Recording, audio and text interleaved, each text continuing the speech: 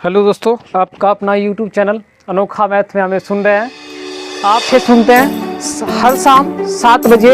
आप मेरे साथ सुन सकते हैं एक नई कहानी। चलिए आज एक नई कहानी सुनाते हैं आप लोग को। आप लोग सुने होंगे भगवान हनुमान की बात जरूर सुने होंगे।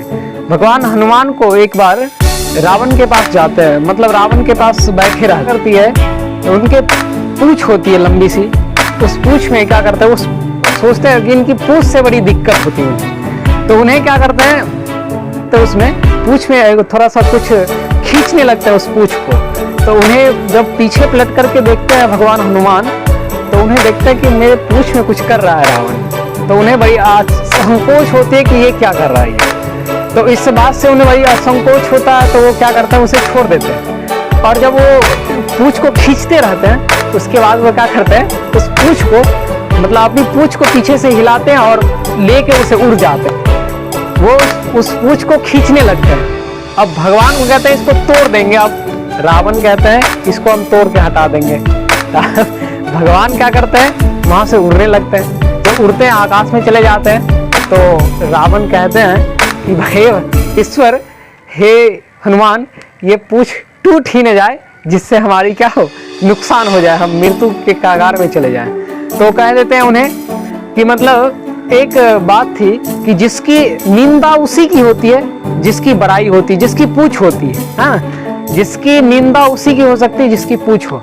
एक बार एक और कहानी, एक बार बात है, एक जंगल में एक मछुआरे जा रहे थे और वो मछली मार करके जा रहे थे। तो मछुआरे जब मछली मार करके जा रहे थे, तो उन्हें एक रास्ते में एक व्यक्ति मिलते हैं जो उन्हें मछली को छीन लेता है, और छीनने के क्रम में वो जबरदस्ती छीन लेता है। तो वो उस जो बुढ़ापे व्यक्ति होते हैं उससे कुछ नहीं कहते। आप लोग भी सुनिए और अच्छी लगेंगे ये कहानी आपको सुन करके। तो वो क्या करते हैं, उसे वो जब छीन लेते हैं तो उसे कुछ नहीं कहते, क्योंकि वो सोचते हैं कि हमसे ज़्यादा ताकतवर है, इसलिए उसे कुछ नहीं कहते। जब ऐसा कुछ नहीं कहते हैं, छोड़ देते हैं, जाने देते हैं, चले जाता है। वो जो मछली लेकर के जाते हैं, उसे क्या करते हैं, मछली जो होते हैं उसकी हाथों में काट लेती है ना, उंगली में क्या करती है, काट लेती है। तो काटने के बाद उसे क्या हो जाता है, ब्लड आने लगता है। जब ब्लड आने लगता है तो वो जाता है डॉक्टर के पास और डॉक्टर से दिखवाता है। उसकी बढ़िया से उसको क्या कहते हैं, बैंडेज करवाता है उस उंगली में। ठीक है, जब उंगली में बैंडेज करवा लेता है तो उसे डॉक्टर कहते हैं 2 दिन के बाद तुम फिर आओगे। अब 2 दिन के बाद फिर जाते हैं वो। अब ये क्या करते हैं, डॉक्टर कहते हैं ये इसमें कुछ इन्फेक्शन ज्यादा हो गई है, इस उंगली को काटना पड़ेगा। हाँ, उस उंगली को क्या करते हैं, वहां से कहता चलो यार काट दो, शरीर तो बचेगी इतनी बड़ी है।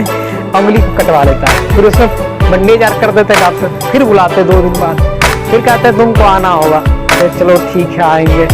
अब फिर जाते हैं घर, फिर 2 दिन के बाद आते हैं। फिर उसे डॉक्टर जब देखता है तो उसकी इन्फेक्शन और तेज से बढ़ रही होती है। डॉक्टर साहब कहते हैं कि अब यहाँ से तुम्हारा हाथ ही काटनी पड़ेगी। अब क्या करे भाई, सोचते चलो इतना पर से कट जाए तो इतना तो बचेगा, इतना से कुछ करके खा सकता हूँ।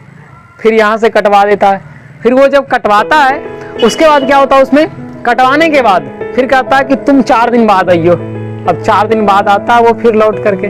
फिर देखते हैं डॉक्टर साहब की इसकी जो इन्फेक्शन है, इसकी जो इन्फेक्शन बहुत तेज गति से रफ्तार में चल रही है। डॉक्टर साहब कहते हैं ये बहुत ज्यादा दूर तक जा रही है, खराब हो सकती है, यहाँ से अब हाथ तुम्हारी काटनी पड़ेगी। क्या करनी पड़ेगी, काटनी पड़ेगी। तो वो कहते हैं ठीक है चलो इतना शरीर तो बचेगी, काट दो। अब यहाँ से हटा देते हैं। जब वो डॉक्टर के पास से जाते हैं तो उन्हें वही मछुआरे मिलते हैं जो बुढ़ापे थे, और वो रास्ते में मिलते हैं, उसको रोकते हैं। और ये गुंडे होते हैं जो जिसकी हाथ कटी होती है, वो कहते हैं कि आपने क्या कर दिया मुझे।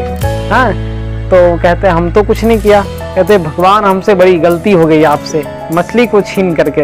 हाँ, इसलिए आपसे जो ये विनती है कि जो मेरा ये सही नहीं हो रहा है, इसको थोड़ा सा आप ये कर दे कि ठीक ठाक हो जाए। हम आपने भगवान को क्या कह दिया जिससे हमें दुष्परिणाम मिल रहा है। हमें कहा कि कुछ नहीं, भगवान को मैंने सिर्फ इतना ही कहा सर झुका करके कि ये अपनी ताकत आज मुझे दिखा रहा है, कल तू अपनी ताकत इसे दिखा देना। हाँ, तो ये बहुत बड़ी बात है कि कर्मों का फल जरूर मिलता है मेरे दोस्त। कर्म अच्छे कीजिए, अच्छा आप सफलता भी आपको मिलेगी। जैसी कर्म कीजिएगा वैसी सफलता मिलेगी। धन्यवाद आप सभी को। हमारे अनोखा मैथ यूट्यूब चैनल को सब्सक्राइब करें, लाइक करें, कमेंट करें। कैसी कहानी लगती है आप सभी को। धन्यवाद दोस्तों।